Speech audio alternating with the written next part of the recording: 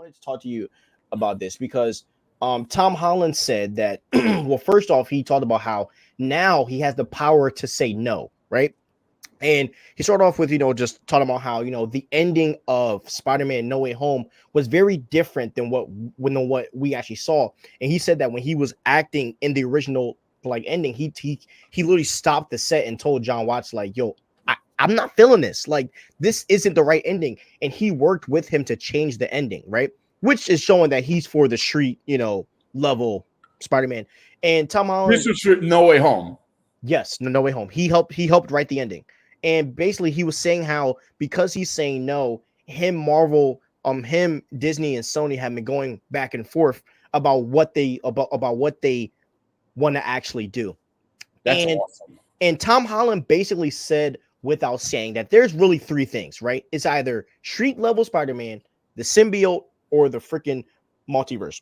And he's been saying that they've been going back and forth trying to figure out which direction they want to go. Now, I do want to read a quote, but I want to say this is a really good thing because we have to take into account the fact that Sony pulled Spider-Man from the MCU because they had so much beef going on about stuff. So I am happy that that it really seems like Tom Holland is playing the middleman, between Sony and Marvel. And, this gives me a lot of RDJ vibes because RDJ was strongly involved with Iron Man and where Iron Man was going as a character. So number one, shout out to Tom Holland. And Tom Holland did say that Downey has been giving him advice while he's been going through this process as well. Because he was saying, he was very confused on how to handle, a character this big. And Downey's been like in his ear about it. Fun fact, Jerry, he said that Downey told him months before about Doom. Really? months before. Yeah, he knew for a minute. Damn. Yeah, which is funny. But so here is the quote that Tom Holland said. Love hearing that. Oh yeah, dude. They're close. Bro, he need, but like when you're big, you need somebody like that in your ear. You know what I'm saying? Because Downey has been down that road, and that's why I also think him and Downey probably connect even more because Downey went down the road and he was there. But anyways, so this is what Tom Holland said. We have a creative and a pitch and a draft, which is excellent. It needs work, but the writers are doing a great job. I read it 3 weeks ago, and it really lit a fire in me. Zen, can you say your name? Yeah, sorry, yeah. And I sat down and read it, and we were at times bouncing around the room. Like, this is a real movie worth of fans' respect. And the one thing that Tom Holland said that sold me that Spider-Man 4 is probably going to be a street level film is he said that I don't want to do a movie just for the sake of making it because we know it's going to make bread. He said, we know Spider-Man is going to be $1 billion film, but we want to do a film that fans will love and respect. Tom Holland, I salute you, bro. This is so awesome. And I think that there's a major incentive for Tom Holland to do the street level New York element Spider-Man movie because when all is said and done, like, listen, these movies that serve the greater MCU story, like, it's a perfect example. And I rewatched this movie last week, and I remember when it came out, I loved it, and people were hating on it. I still love that movie. What? I think we criticize it too hard sometimes. Spider-Man Far From Home. But love that when movie. all is said and done, when people look back at Spider-Man Far From Home, people are like, oh, it's a forgettable Spider-Man movie. It's not in New York. He barely wears the suit. I think Tom Holland, and probably talking with RDJ, has come to the conclusion that when he's like 40, 50 years old, and he's like, winning Oscars and all that, he wants to be able to look back and have a Tobey Maguire type of Spider-Man movie to say he did that. And he's done, he had the Spider-Man growing up movie in Homecoming. He had we'll just do it for the MCU and Far From Home.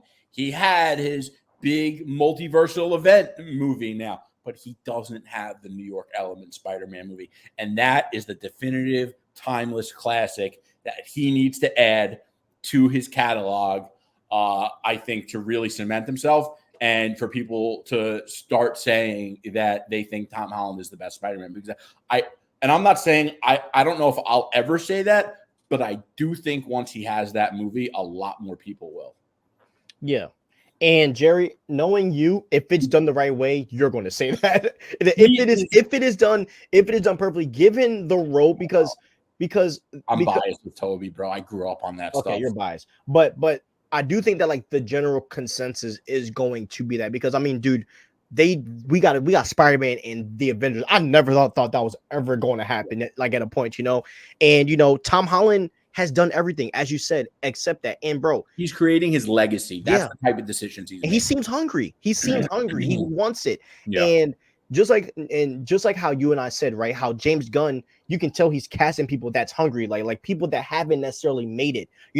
With Tom Holland's case, he could retire today and financially be straight forever, but as you said, in regards to his legacy as Spider-Man, he has yet to do a film like this. And then also, Jerry, to all of the people who think that Spider-Man has to be connected to the multiverse, what about Captain America: Civil War, which is one of the main films that set up Avengers in Infinity War? That is the movie that separated everyone, So, and Civil War is a grounded movie. It's a street level. Like, I don't want to say street.